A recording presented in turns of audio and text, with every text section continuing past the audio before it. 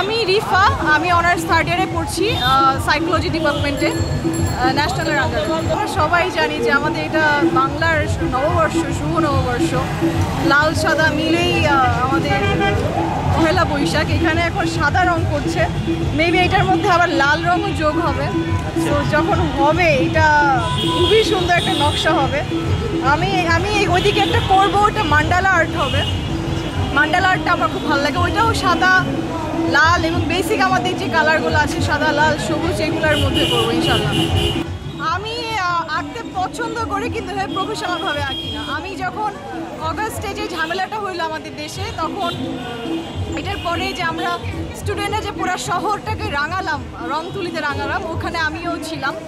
আমার বাসায় ইসিবি চত্বর, ওখানে ইসিবি চত্বরে আমার প্রায় 3-4টা পেইন্ট আছে, বেশ বড় বড় পেইন্ট আছে, ওখানে ছিলাম আমি। তো আজকে এখানে দেখে আমি যাচ্ছিলাম, I was just going to my office. তো ওইখানে দেখে আমি যেতে পারলাম না, আমি আটকে গেলাম এটা দেখে। বৈশাখী আলপনা উৎসব 1432 আয়োজন করেছে ফ্রেন্ডস ফর এভার নামক একটি সংগঠন। স্থানটি হল 6 নম্বর রোড, সেনপাড়া পর্বতা, মিরপুর 10। একদম বিআরটিএ লাগোয়া যে রাস্তাটি, সেই রাস্তাটি হলো 6 নম্বর রোড। পহেলা বৈশাখের আগের রাত আলপনা আঁকছেন নানা বয়সের কজন মানুষ। তারা সারা রাত আঁকবেন।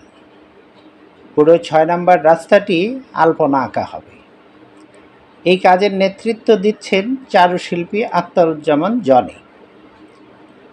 আমরা জনির মুখ থেকে শুনে আসি এই আয়োজনের কথা। আলপনার কোনো নির্দিষ্ট নাম নেই, তারপরে এটা রোডের মধ্যে করতে গেলে এটা রোড আলপনা হয়ে যায়। যদি বিয়েবাড়ি করতে যাই তাহলে বিয়েবাড়ি আলপনা হয়ে যায়। বিভিন্ন জায়গায় যেটা আমরা আলপনা করি ওই নামটাই উল্লেখ করা হয়। তো আলপনার কোনো এমনি নির্দিষ্ট কোনো নাম নেই। পয়লা বৈশাখের উপরে রাস্তা আলপনা করতেছে, এই যে পয়লা বৈশাখের রাস্তা আলপনা। এখানে পয়লা বৈশাখ উপলক্ষে যে আমরা হাতি ঘোড়া, পেঁচা, ভাল্লুক এগুলো বানানো হয়, তো আমরা বিশেষ করে পয়লা বৈশাখে এগুলো কাজ করা হয়।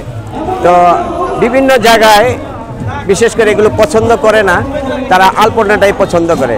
এখানে আলপনা কাজ করছি প্রায় আমরা 12 জনের মতো, ছেলে মেয়ে মিলে 12 জন। পুরো রোডটায় সারা রাত আমরা আলপনা করব পয়লা বৈশাখ উপলক্ষে। আগামীকাল পয়লা বৈশাখ, এখানে গান হবে, স্টেজে গান হবে, প্রোগ্রাম হবে, বিনোদনমূলক এখানে আগামীকাল আসবে।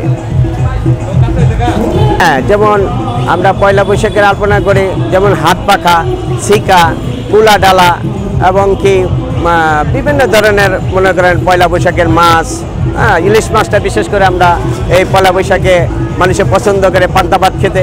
তাই আমরা এখানে আটের মধ্যেও আমরা ইলিশ, বিশেষ করে ইলিশ মাছের একটা ধাপ দেই, ডাক দোল এখানে আট করি। তো বিভিন্ন রকমের এই আট করা পয়লা বৈশাখে উপলক্ষে চলে। এটা বোঝানো হয় যে এটা পয়লা বৈশাখ।